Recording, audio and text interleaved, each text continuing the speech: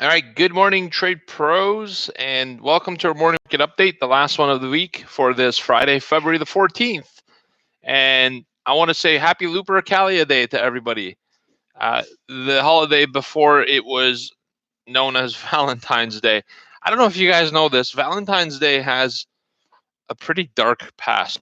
The holiday was a Roman festival initially called Lupercalia. It was held in mid-February, and it was celebrated the coming of spring, fertility, and men would pair off and sell women by a lottery system.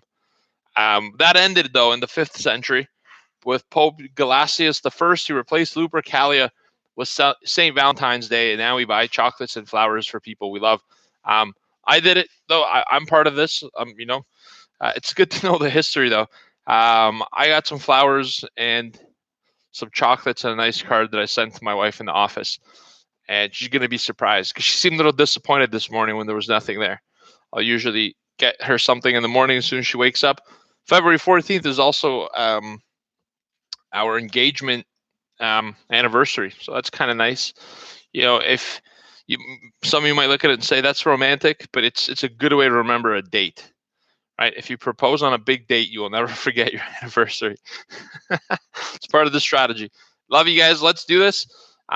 You're all my Valentines. Will you be my Valentine, please? I send that out to all in each and every one of you guys.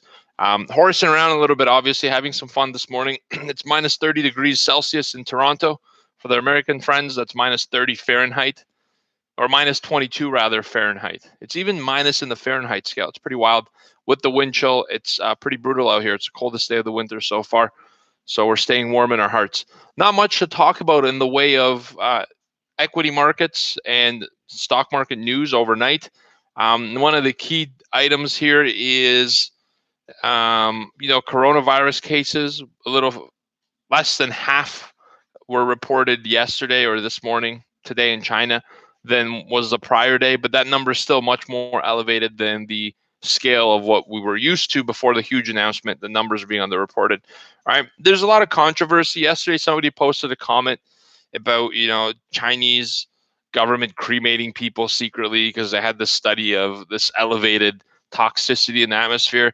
And we have to be careful, all right? It's very dangerous to make big assumptions like that without some level of being certain first. I've read a lot of reports of different angles, and the alarmist in us is naturally awoken by situations like that. But I got to tell you, you have to believe half of what you read and nothing what you see.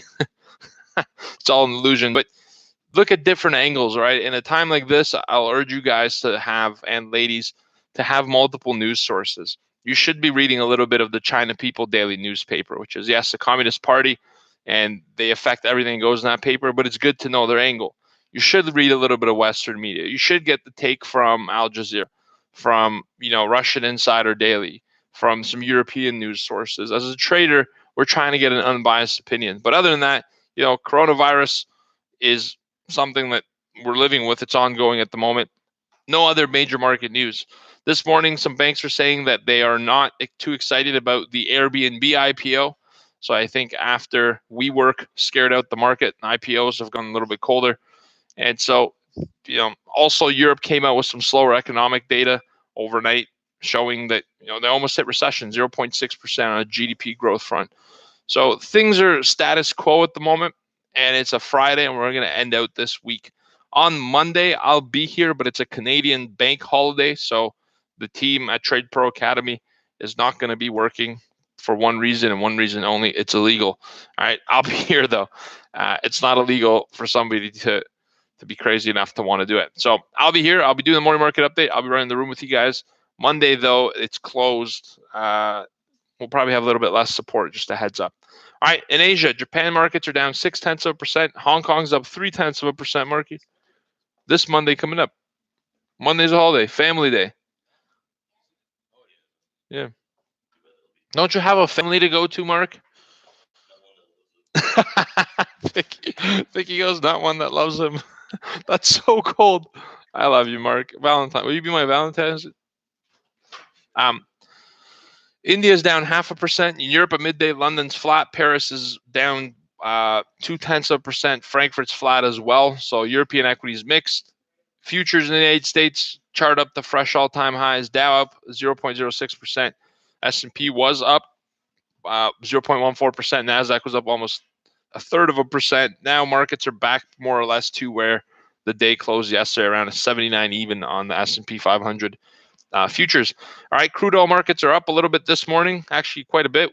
They're up over a percentage point, 1.23%, up to 52.05 off of yesterday's 51.5 close. Gold is flat for the session, but got a little bit of a pop off the open. And Bitcoin's up almost less than 1% to just over 10,000. So things are status quo. You want to get a little bit more status quo? Let's throw in this fact. I can't believe I'm wearing a t-shirt in the coldest day of the... Oh yeah, my sweater's behind here. Retail sales came out this morning at 8:30 at 0.3%, exactly in line with expectation. And the previous number was 0.3 as well. So they pretty much might as well have not come out. Minus gas and auto sales, which is what causes a lot of the fluctuations and volatility, it comes out at 0.4% versus 0.5. So, there's that. Nothing really important there. 9:15, we have industrial production in 5 minutes. 10 a.m. business inventories and consumer sentiment. And then 1 p.m., because it's Friday, we have Baker Hughes rig count for oil. So that's what you got for the day. It's kind of a quiet day. We're trending at new all-time highs. And you know what? That's a good question, Barbara. Monday is President's Day. I don't think the market's closed for President's Day, but let me look. It might be President's Day 2020. It's funny. I've traded this for like 19 years, and holidays is one thing I just can't get my head wrapped around. It's because the hustle's so real. I'm going to be here anyway, so it's not going to be a holiday, but is the market closed? That's an important thing. Let's find that out. So how do we do that? Stock market holidays 2020. We could just literally Google it. I can't screen share on YouTube because it won't let me. They changed their system where you have to do it through a third-party software to screen share. But if you go here, let's see, 2020 might be. It is market holiday, says Freedom Grind. Okay. Well, then guess what? I'm still going to do a morning market update. How about that? If you guys want to tune in, let's do, yeah, it is. The market's closed. Let's do a what's it called? Darn it. A what? Q&A, yeah. You guys want to do a quick little Q&A on Monday? You can ask me all the questions you want. We'll start at 9 a.m. Actually, let's not get too excited. Let's use this as an opportunity and start at like 10 a.m. Let's get an hour of extra sleep. And let's just some question answers. I do think futures markets are open till 1 p.m. though. CME futures. I would have been better prepared for this if I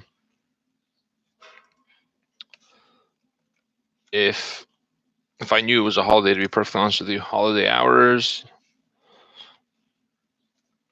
And I usually AMP Futures. They're a broker, but they have a great holiday calendar. They lay it out nice and neat in a little spreadsheet. But then they link you right to the CME group. Here, I'll paste this in YouTube for you guys so you have a little.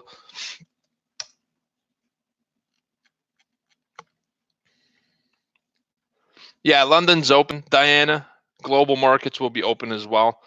But we are closed for President's Day. Thank you, Barbara. That was without her. Barbara is my thorough TRADEPRO La Femme. She doesn't miss a thing. Okay, so I'm going to just open up the spreadsheet and I'm going to take a look. Globex holiday calendar. I was just here.